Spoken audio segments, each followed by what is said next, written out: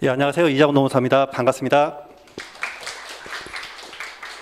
예, 저는 프라임에서 노동법을 전임으로 하고 있고요. 그리고 이제 강의는 올해까지 해서 이제 6년차 강의력을 가지고 있습니다. 제가 이제 한 지난주 초쯤에 제가 이제 강의를 끝나고 저녁을 먹으려고 이제 신림 사거리에 있는 뭐 고깃집을 갔거든요. 그랬더니 어떤 분이 저를 보시고 인사를 하시더라고요. 깜짝 놀랐어요. 왜냐하면 얼굴을 다 가렸거든요, 마스크로. 근데 지금 요즘에 학원에서 오픈되고 있는 이제 OT 강의들 있잖아요. 그게 생각을 해보니까 다 마스크를 쓰고 하더라고요. 그래서 이제 이 마스크를 벗으면은 제가 어떻게 생겼는지 모르실 것 같아가지고 사진 한 장 준비했습니다. 그래서 저는 이제 이렇게 생겼고요. 예, 사실 이거 사진이다 보니까 약간 뽀샵 처리는 좀 되어 있습니다. 감안해 주시기 바랍니다. 제가 좀 어려운 총대를 맸어요. 제일 어려운 공인노무사 진로 및 전망인데요. 이 부분은 마침 우리 프라임에서 나간 안대책자 있잖아요. 거기에 상세히 써 있습니다. 그래서 그 부분에 대해서 제가 그냥 간단히만 말씀드리면요. 첫 번째, 공인노무사가 되면 뭘 하나요? 자, 이 부분은 공인노무사 진로와 관련된 부분이죠. 그래서 공인노무사가 합격을 했어. 도대체 공인노무사가 뭐래? 여기에 대해서 궁금증을 갖는다는 거죠. 일단 공인노무사는 전체적인 카테고리는 법률가입니다. 법률가. 법적인 문제를 해결을 해요. 그래서 회사 내에서 부당하게 돈 받을 돈을 못 받았다. 임금 체불이 있다. 또는 부당하게 해고를 당했다. 이제 그런 분들에 대해서 권리 구제를 수행을 합니다. 그리고 이런 권리 구제는 많으면 좋아요, 안 좋아요? 사회 전체에서, 사회 전반적으로. 회사에서 돈을 떼먹어? 부당하게 잘라? 안 좋죠. 이런 사건들은 많으면 안 되거든요. 그럼 노무사들이 이제 뭐 먹고 사느냐? 상시적으로 회사 내에서 이런 법적 문제가 발생하지 않도록 사전에 예방 조치를 하는 법률 서비스를 제공합니다. 이걸 우리가 자문사 관리를 합니다. 그래서 만일에 개업을 했다. 그러면 기본적으로 이게 오픈돼서 조금 그렇긴 한데 한 30개 정도 자문사를 가지고 있어야 개업을 했을 때 그래도 어느 정도 수입이 보존이 됩니다. 그래서 노무사는 일단 법률가다. 그래서 임금 체불이나 부당노동 권리 구제를 하고 사전적으로 자문사에 대해서 법률 서비스를 제공을 한다. 물론 급여 서비스도 제공을 합니다. 그 외에 특수한 직으로서 산재 처리를 해줘요. 산재 처리. 산재 전문 노무사가 있는데 산재 전문 노무사는 의학 쪽으로 박식해야 돼요. 그래서 산재 쪽으로 특화된 노무사님들은 다른 사건 안 합니다. 오로지 산재 처리만 해요. 근데 사망을 했어. 광주에서 저번에 한번 큰 사건이 있었잖아요. 만일에 그 사건을 산재 처리로 한다. 그분은 한 10년 벌 돈은 그냥 먹습니다. 왜? 유족 사망금이라는 게 있잖아요. 그래서 유족 사망금은 단위가 억 단위로 하기 때문에 여러분들이 산재 쪽에 좀 특화되고 싶으신 분이 있다. 그러면 산재 전문 노무사로 가시면 됩니다. 자, 그리고 기타 이제 저같이 강의를 하시는 분들이 있는데요. 강의가 단순하게 학원가에서 노무사 수험생들에게 하는 강의뿐만 아니라 기업 실무 강의도 있고요. 그리고 기타 공공기관에서 해당 소속 근로자들에 대한 노동법 기초 실무 이론도 있어요. 그리고 요즘에 여러분들 주변에 중고등학생들이 있으면 한번 물어보세요.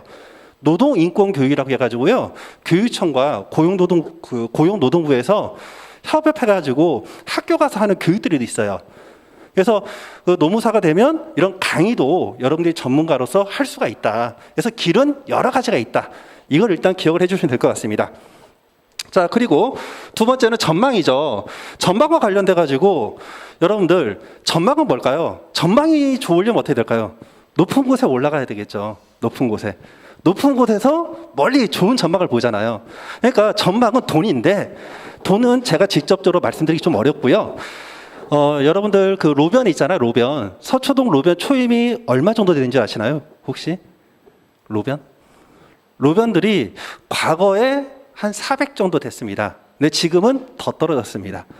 그래서 여러분들이 전문 자격증을 딴다 하더라도요, 어딘가에 소속돼가지고 페이를 받으면 그 페이가 생각보다 많지는 않아요. 일단. 그렇지만 여러분들이 지금 보시면은 지금 취업 준비생들 있고, 대학생들 있고, 그리고 어떤 경력 사다리를 이제 다른 쪽으로 옮기시는 분들이 있잖아요. 이분들이 회사에 들어간다. 그러면 회사 연봉이 다 보존이 되겠죠. 자, 참고로 대학생들 분 같은 경우에 제가 그냥 냉정하게 얘기를 해서 지방대생들 같은 경우에는 대기업 들어가기 좀 힘들잖아요. 근데 공인노무사 자격증을 가지고 있으면 대기업 취업 가능합니다. 저랑 같이 이제 합격했던 분들 중에 이제 젊으신 분들, 지방대생들이거든요. 근데 현대자동차 같은데 그냥 떡떡 다 들어갑니다. 좋은 회사 다 들어가고요. 지금까지 잘 먹고 잘 살고 있습니다. 그리고 개업을 한다 하더라도요, 여러분들이 영업을 해야 하기 때문에 자문사를 관리할 능력이 있다. 그리고 내가 어떤 컨설팅 능력이 있다 하면요, 연봉을 억도 그냥 찍습니다. 그래서 이 수입이라고 하는 거는 이 최고치와 최저치 폭이 굉장히 커요. 그래서 제가 얼마를 받는다 이런 말씀 좀 드리기 어렵지만, 기본적으로 여러분들이 대기업이 아닌 그냥 중견업체 정도에서 받는 수입은 그래도 어느 정도 보존이 된다, 이렇게 이해하시면 되겠습니다. 제일 어려운 거 지나니까 이제 좀 호흡을 좀 돌리고, 공인노무사 시험에 대해서 그러면 알아보겠습니다.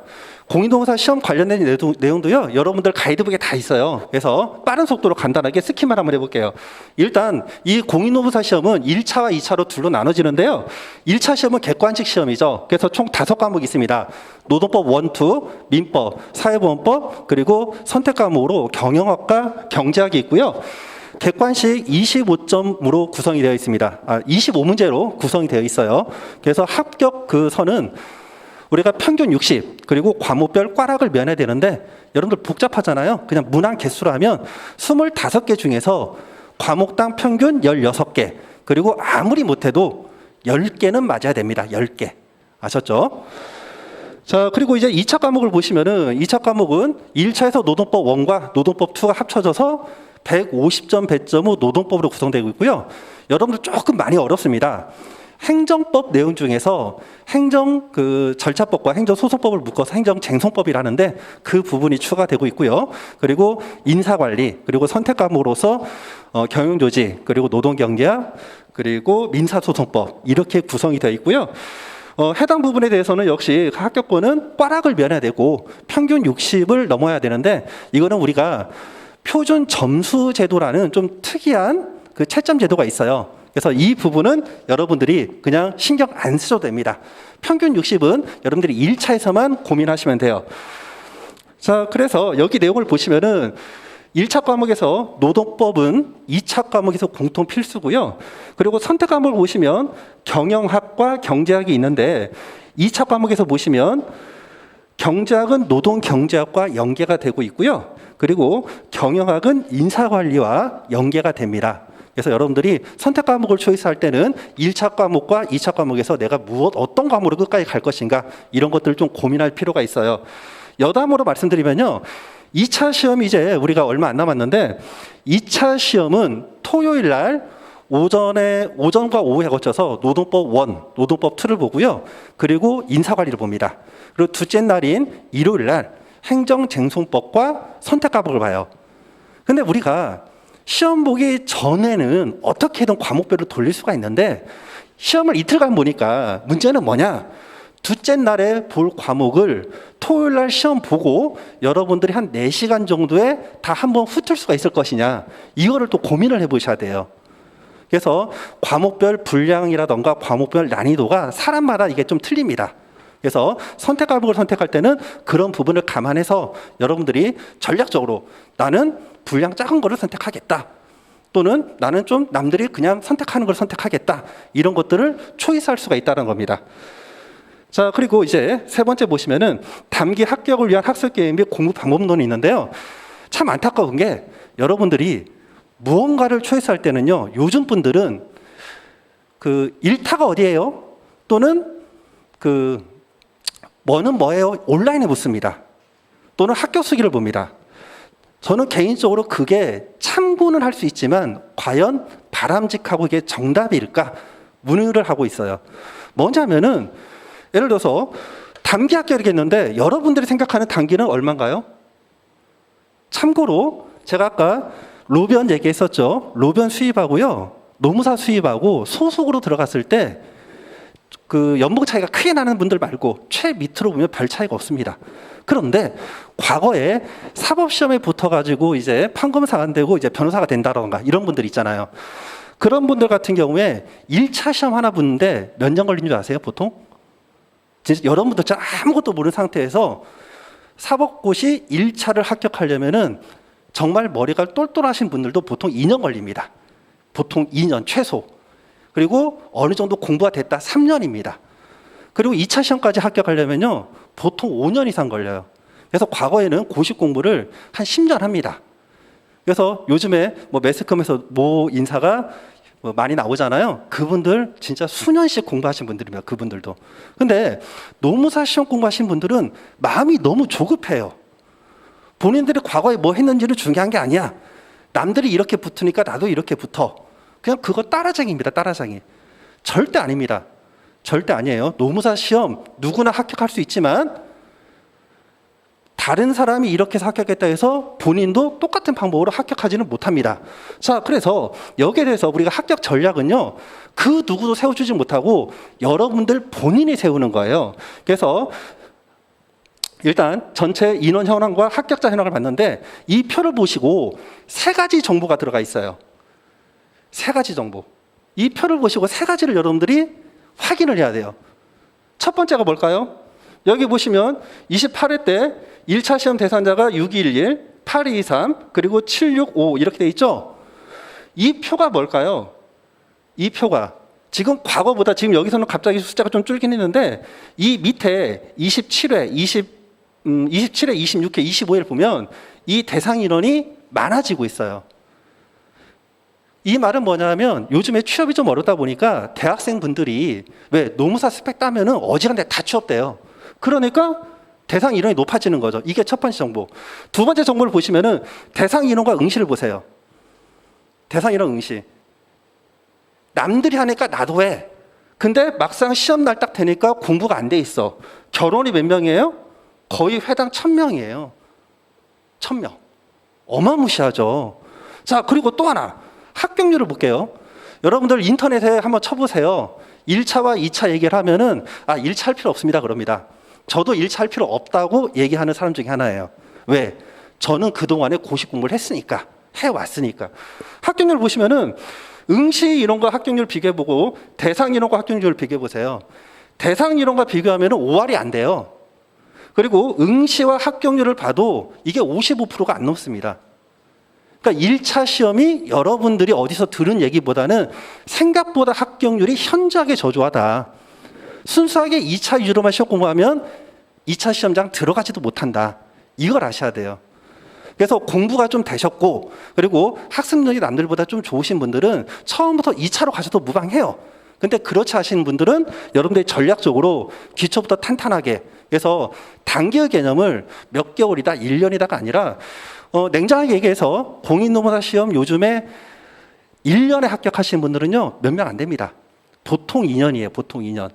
3시, 4시생들 많습니다. 그래서 일단 인분하실 때 여러분들의 상황에 맞춰가지고 전략적으로 커리를 선택할 필요가 있습니다. 그 부분을 말씀드리고 싶고요. 그리고 이제 단기 합격 전략을 하는데 첫 번째 공인노무사 시험 바로 알기 이 부분은 제가 지금 다 얘기를 했죠. 그래서 1차 과목과 2차 과목을 우리가 공부할 때 선택 과목이 합격을 좌우해요. 왜? 2차 시험 맨 마지막 날 보는 게 선택 과목입니다.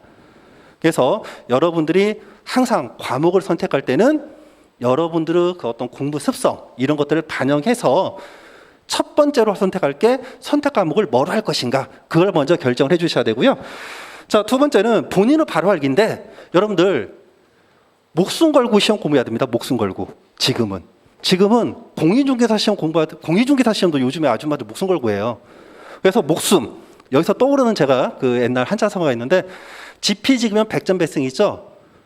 그래서 적을 알고 나를 알면 무조건 100% 승리를 하는 거죠. 그러면 수험생들의 적은 누구예요? 공인노무사 시험이죠. 그러면 나는 여러분들 자신이죠. 근데 여러분들 자신이 다 달라. 지금까지 공부했던 패턴도 다 다르고 여러분들이 좋아하는 과목도 다 달라. 그걸 다른 사람에게 뭐는 뭐예요? 뭘 해야 돼요? 이렇게 물어보면 그건 너무 수동적이라는 거죠. 그래서 일단 여러분들의 정보를 정확하게 여러분들이 파악을 해야 돼요. 첫 번째가 뭐다? 공부 시간. 기본적으로 공인노무사 시험 지금 고시입니다. 고시. 그래서 여러분들이 절대적으로 얼마만큼의 시간을 투자해야 성적이 나와요. 근데 그런 노력은 전혀 안 하고 아, 왜 내 점수가 얼마 안 나올까? 혼자 본인을 비난합니다. 자, 우리가 직장인들, 그리고 회사 경력이 단절된 분들도 있고요. 또 학생들이라더라도 학업과 병행하시는 분들 다 다르잖아요. 여러분들이 말하는 순공 시간을 내가 얼마나 뺄 수 있을 것인가, 이걸 먼저 초이스를 하시고요. 두 번째는 여러분들이 그동안에 살아오면서 얼마나 내가 학습 능력이 있는가. 머리도 근육이죠. 여러분들 근육 이거 활동 안 하면 어떻게 되나요? 무거운 거 들 때 안 들리잖아. 공부도 똑같아요. 여러분들이 그동안 공부를 안 했으면 책을 볼 때 머리에 안 들어와요. 근데 그동안에 공부하신 분들은 한 번만 봐도 머리에 들어와. 이해가 돼. 그래서 젊은 사람들은 암기가 잘 되는 반면에 이해가 부족하고, 나이신 분들은 이해는 잘 되지만 암기가 부족한 겁니다. 그래서 그런 상황들을 다 고려를 해야 되고요. 자, 그리고 세 번째는 체력이에요. 다 좋은데 체력적으로 버티질 못해. 그럼 그분들은 나의 공부 패턴을 내가 몇 시간을 공부하고, 그리고 이걸 리프레시해서 얼마 정도의 내가 쉬어야 될 것인가, 이런 것들을 다 전략적으로 본인이 챙겨야 됩니다. 그리고 제일 중요한 거, 성실성입니다. 공인노무사 시험은 공부 내공이 아주 높은 지식을 요하는 게 아니에요. 예전은 사법고시 정도 수준을 요하는 게 아닙니다.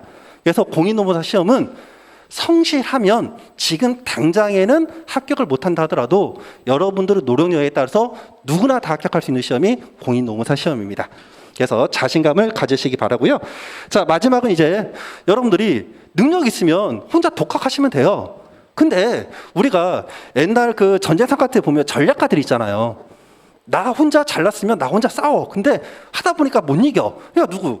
병법가를 가져오잖아요. 그래서 이런 학원이 여러분들의 공부 방법을 도와주고, 여러분들이 지쳤을 때 여러분을 힐링해 줄 수 있는 도움의 역할을 하는 겁니다.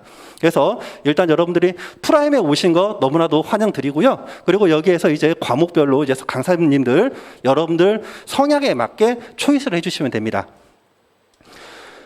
자, 그럼 이제 제일 중요한 거는 지금 현재 이 7, 8월에 공부를 어떻게 할 것인가. 아까 프라임 차장님께서 커리큘럼에 대해서 말씀드렸잖아요. 그래서 저는 이렇게 봅니다. 이 수험 기간을 1부와 2부로 나누는데, 1부는 올해 12월 말까지, 그리고 2부는 내년도 1월 1일까지입니다. 자, 내년도 1월 1일부터는요, 1차 커리와 2차 커리가 같이 가요. 같이 갑니다. 5월까지 같이 가요. 근데 지금 일부 커리에서는요, 7, 8월에 1차 커리가 가고요, 9월 달에는 2차 커리 기본 GS 연기 커리가 갑니다. 그럼 여기에서 이제 여러분들이 고민이 있는 거죠. 인터넷 같은 데 보시면은 이 7, 8월에 노동법, 우리가 노무사는 2차 위주로 공부를 해야 된다니까 GS 연기 기본 1을 들을까요? 아니면 1차 커리를 들을까요? 고민하시는 분이 많아요. 아까도 말한 것처럼 그거는 여러분들의 선택 모임입니다. 여러분들이 법이 친숙하시면 2차 커리 가셔도 돼. 근데 개인적인 생각으로는 요즘 노무사 시험장에 들어오시는 분들이 법적 지식이 별로 없어요. 그러면 능력이 안 되는데 이 수준이 높은 커리를 따라가면 여러분들이 못 쫓아갈 가능성이 많아요. 그럼 이때는 어떻게? 이 7, 8월 달에는 우리가 기본 1차 커리를 따라가는 것도 하나의 방법이 될 수가 있습니다. 자, 급할수록 돌아가라고 했잖아요. 7, 8월에 여러분들 혼자 동영상 보면서 그 올 초 연기 커리를 따라갔을 때 그 효과가 얼마만큼 있냐는 걸 고민을 해보셔야 돼요. 차라리 그럴 바에는 노동법은 우리가 1차, 2차 공통이고 선택 과목도 중요하지만 연계성이 있다고 했잖아요. 그래서 여러분들이 강사와 같이 호흡하면서 직접 다이렉트로 질문하는 실강이 훨씬 여러분들에게 도움이 된다는 걸 말씀드리고요. 자, 그리고 이제 뭐 저 개인적인 수업 내용이지만 저는 1차 커리지만 좀 고집이 있어요. 남들이 이럽니다. 1차 커리는 1차처럼 가볍게 가야 된대요. 예, 가볍게 가야 된대. 1차는 1차, 2차는 2차 가볍게 가야 된대요. 근데 아직까지 제가 좀 고집이 있어서 1차 커리지만 여러분 어차피 2차를 공부를 하셔야 되기 때문에 2차 내용을 어느 정도 감안을 해서 저는 1.5차로 이번 그 7, 8월 강의는 진행을 하도록 하겠습니다. 제가 좀 고집이 좀 있어요. 자, 그래서 이 7, 8월 공부 방법은 여기 오신 분들은 저는 진짜 양심적이에요. 그래서 2차 기본 이론을 올해 거, 연기 거 듣는 것보다는 1차 기본 이론을 듣는 게 훨씬 도움이 된다. 집체로 이렇게 듣는 게 도움이 된다. 그 말씀을 드리고요. 그리고 뭐 제가 다른 과목에 대해서 언급할 건 없는데 여러분들 민법 진짜 외겨우고요. 사회분법 보면은 막 머리가 빙글빙글 돕니다. 그거 나중에 시험 직전에 여러분들이 정리한다? 불가능해요. 그래서 미리미리 공부를 하시는 게 타당하다고 보입니다. 자, 그리고 이 7, 8월 넘어가면 이제 9월부터는 어떻게? 9월에는 어차피 1차 커리가 없어요. 그때 여러분들이 선택적으로 2차 커리를 따라가셔도 무방하고요. 그리고 내년도 1월 1일 날 2부 시작할 때 이제 전략적으로 1차 기본 이론을 다시 들을 것이냐 아니면 GS 1기를 들을 것이냐를 선택하시면 됩니다. 자, 그래서 공부 노동법 1차 기출 특징을 제가 한번 말씀드리면은 이것도 가이드북 24페이지 이후에 다 자세히 써 있어요. 그래서 빠르게 한번 설명해 드리면 일단 법 과목은요. 크게 두 가지로 구성돼요. 첫 번째는 법 조문, 두 번째는 법 조문에 모든 내용을 수록하면 좋지만 양이 너무나도 방대하잖아요. 그래서 법에는 가장 기본권을 두고 사실관계에서 이 법으로 해결이 될 수 없을 때 이 법 조문을 운용해서 누가 옳고 그른지를 대법원에서 판결을 해줘요. 이걸 우리가 뭐라고 한다? 판례라 합니다. 그래서 판례는 법 과목에서 제일 어려운 게 판례예요. 자, 그런데 내용을 보시면은 첫 번째 우리가 1차 시험은요 거의 법령 위주로 출제가 되고 있고요. 그리고 두 번째 내년도 시험은 31회 시험입니다. 문제은행이 법이 여러분들 자주 바뀔까요? 법이 자주 바뀌면 그 사회는 미친 거죠. 그러니까 30회쯤 되니까 문제은행이 다 누적되어 있어요. 기출문제에서 거의 한 7, 80%가 출제가 된다고 생각하셔도 무방합니다. 자, 그래서 제가 출제 근거를 분석을 했는데요. 이제 법이 아닌 판례가 아닌 일반 이론에서 매년 한 문제씩 나와요. 법원성 같은 데서 한 문제씩 나오고, 그리고 보시면 법령에서 대부분 한 여기 보시면은 작년까지 29회까지 보시면은 19개 20개 이렇게 나오고요. 올해는 조금 이게 좀 줄어들습니다. 여기 보시면 보세요. 노동법 1 같은 경우에 29, 30 보면 19개, 21개 거의 법령. 그리고 여기 보시면 노동법 2에서는 이번에 좀 판례가 좀 많이 나왔어요. 그래서 20개, 18개. 그래서 노동법은 일단 기본적으로 1차는 법을 씹어 먹어야 돼요. 그리고 판례 문제 보시면은 판례 문제가 이거는 이제 순수하게 판례로만 나온 것. 그래서 노동법에서 판례가 제일 중요하지만 1차 시험에서는 판례가 상대적으로 좀 약하다. 판례는 결론만 알면 된다. 이렇게 보시고 조합형은 법 조문과 판례를 섞은 문제입니다.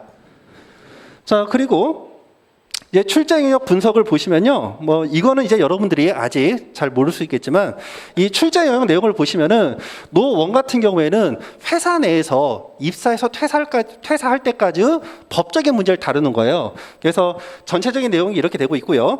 자, 2차 커리 같은 노2 경우에는 노동조합 및 노동관계 조정법이라고 해서 우리가 사회 시간에 배우죠. 노동 3권은 단결할 권리, 단결권, 그리고 교섭할 권리, 단체 교섭권, 그리고 재행할 수 있는 권리, 단체 행동권 이렇게 구성되어 있는데 이러한 노동 상권을 저해하는 사용자 행위를 부당 노동 행위랍니다. 그래서 이런 일련의 과정들에 대해서 배우는 게 노트입니다. 그래서 출제 영역을 보시면 각 영역별로 조목조목 골고루 출제가 되고 있다는 거 확인할 수가 있고요. 자, 출제 스타일 한번 보겠습니다. 출제 스타일. 정답형은 뭘까요? 다음 중 옳은 것은? 그러면 틀린 지문을 4개를 찾아야 되겠죠. 근데 그런 출제 경향을 보시면 노1 같은 경우에 2개 내오고 3개 나오고, 그리고 이번에 좀 많이 나왔어요. 6개 나왔네. 그리고 노2는 3개, 그리고 1개 나오고요. 그러니까 정답형을 찾는 거는 많이 안 나와요. 그럼 많이 나오는 게 뭐다? 오답형 찾는 거. 오답형은 뭘까요? 문제 스타일이 다음 중 틀린 것은? 틀린 지문 찾기 나오는 거죠. 이게 대부분이에요. 왜 이게 많이 나올까요? 오답형? 출제자가 맞는 지문을 틀린 지문으로 바꾸려면 품이 들어가잖아요. 그러니까 맞는 지문 지문자로 깔고 틀린 지문 하나 정도 섞어 넣는 거죠. 그러니까 1차 시험은 생각보다 여러분들이 노력을 조금만 하면 누구나 합격할 수 있는데 그 조금을 방심하고 안 했을 때 떨어지게 되는 겁니다. 그리고 모듈력은 뭐냐면 다음 중 옳은 것끼리 묶인 것은, 또는 다음 중 옳은 것은 몇 개인가, 그런 식으로 나오는 거고요. 사고형은 주어진 법 조문 내용을 가지고서 사고를 해가지고 추리를 해서 답을 도출시키는 문제. 근데 이게 매년 한 문제씩 나오다가 올해는 출제가 안 됐습니다. 자, 그래서 뭐 문제를 제가 유형을 넣어놨는데 이 문제까지 풀기에는 제가 이제 주어진 시간이 넘었기 때문에 문제는 일단 패스를 할게요. 그래서 여러분들이 참고로 눈으로만 빨리 한번 스킵을 해보세요. 한 문제만 볼까요? 이거 보시면 다음 중 옳지 않은 것은 오답형이죠. 1번 지문 보면 근로자가 연차 휴가의 권리를 취득한 후 1년이 지나기 전에 퇴직하는 등의 사유로 인해서 더 이상 연차 휴가를 사용하지 못할 경우 사연자에게 연차 휴가 일수에 상관한 연차 수당을 청구할 수 없다? OX. 이거 상식적으로 여러분들이 연차 휴가가 발생을 했대요. 근데 휴가를 못 사용하고 퇴사하면 그거로 끝? 아니죠. 연차 휴가 수당이라는 거 들어보셨잖아요. 누구나 맞출 수 있는 문제를 판례로 내는 거예요. 자, 그래서 이거는 옳지 않은 거 답 1번입니다. 제가 이제 여러분들 맞출 수 있는 문제를 가져왔고요. 두 번째 경우에는 이제 모듈형 문제가 이렇게 나오는 거죠. 자, 넘어가시고 원래는 문제를 풀어드리려고 제가 준비를 했는데 저 혼자 많은 시간을 처리할 수 없으니까 이런 게 이제 사고형 문제인데 이것도 일단 통과를 하겠습니다.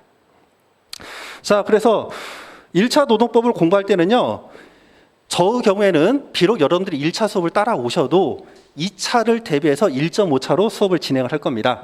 그리고 두 번째는 본인 상황에 맞는 차별화된 공부 방법. 그래서 첫 번째는 절대적인 공부 시간을 여러분들이 확인을 하셔야 되고요. 자, 그리고 세 번째는 출제 지문으로 단권화를 시켜서 여러분들의 공부 시간을 제가 줄여드릴 겁니다. 자, 그래서 저는 이제 어떤 식으로 교재가 나올 거냐면 아직 출간은 안 됐는데요. 제 교재 스타일은 기본적으로 2차 커리 책에서 여러분들이 1차에서는 너무 과한 내용들을 좀 빼고요. 그리고 아까 제가 출제 경향이 오답형 문제가 대부분이랬죠. 그래서 지문을 보시면은 줄쳐놨는데 여기에 지금 각주 처리되어 있죠.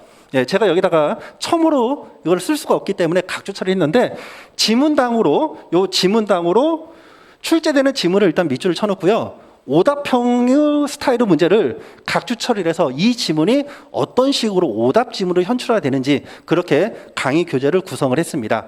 나중에 출간할 때는 이거를 좀 첨어로 올려서 출간을 할 계획에 있습니다. 자, 그래서 제 강의 특징은 첫 번째는 제가 좀 고시 공부를 좀 오래 했어요. 좀 고지식합니다. 그래서 저는 원칙론자입니다. 원칙 논자이기 때문에 여러분들이 그냥 단기로 암기 스타일로 가는 게 아니라 철저하게 법 원리에 맞춰가지고 이해시키는 그런 스타일로 소위 리걸 마인드를 기초로 해서 여러분들은 실력 향상을 도모하기 위해서 수업을 하고 있고요. 자, 두 번째는 스파르타식 암기 병행인데요. 자, 여러분들 1분만 시간을 저한테 내주십시오. 1분만. 지금부터 판례 하나 암기하겠습니다. 자, 여러분들 사고 개근책 3번만 따라하세요. 사고 개근책 속으로 사고 개근책. 자, 사고 개근책. 여러분들 공부하려면 책을 사야 되죠. 책을 삽니다. 맨날 공부하세요. 사고 개근해서 책을 보세요. 사고 개근책. 자, 그 사고 개근책 두 문자 다 암기하셨죠? 자, 여러분들 이 사고 개근책 내용은 뭐냐면 사회 통념상 고용관계를 계속할 수 없을 정도로 근로자에게 책임 있는 사유가 있을 때 그때 해고할 수 있습니다. 부당해고 판단 기준이죠. 사고 개근책. 다시 한번 사회 통념상 고용관계를 계속할 수 없을 정도로 근로자에게 책임 있는 사유가 있어야 된다. 사고 개근책 쉽죠? 자, 이런 식으로 수업 시간에 여러분들 2차 공부량을 줄이기 위해서 부가적으로 이 스파르타식으로 저는 이걸 에크와스법이라 해요. 그래서 좀 힘들어 하시는 분들이 다수 있지만 여러분들 위해서 내년도 시험까지는 다시 한번 이렇게 빡세게 한번 푸시를 한번 해볼 겁니다. 자, 그리고 이제 세 번째는 열린 커뮤니케이션인데요. 저는 이제 OT 강의 때 바로 핸드폰 공개합니다. 핸드폰 공개해도 저랑 별로 친해지고 싶으시지 않으신지 저를 귀찮게 하는 연락은 많이 오진 않아요. 그래서 저는 핸드폰 번호 오픈하고요. 여러분들이 저한테 개별적으로 뭘 질의를 한다. 그러면 제가 간단한 거, OX는 카톡 같은 거로 간단하게 대답을 할 수 있지만 이해가 필요한 부분들은 제가 개별적인 시간을 내서 상담 전화를 드려서 그 부분을 여러분들 스스로 저한테 얘기를 해줄 수 있을 때까지 제가 이해를 시켜드립니다. 그렇게 저는 이제 아직까지는 좀 제가 무식해서 좀 말을 마지막에 좀 버벅거리네요. 여러분에게 정말 제가 공부했을 때 간절한 마음으로 조금이라도 합격을 빨리 하고 싶은 마음으로 제가 공부를 했듯이 똑같은 그 마음으로 제가 여러분들에게 수업을 진행하도록 하겠습니다. 그러면 본 수업 시간에 뵙도록 할게요. 감사합니다.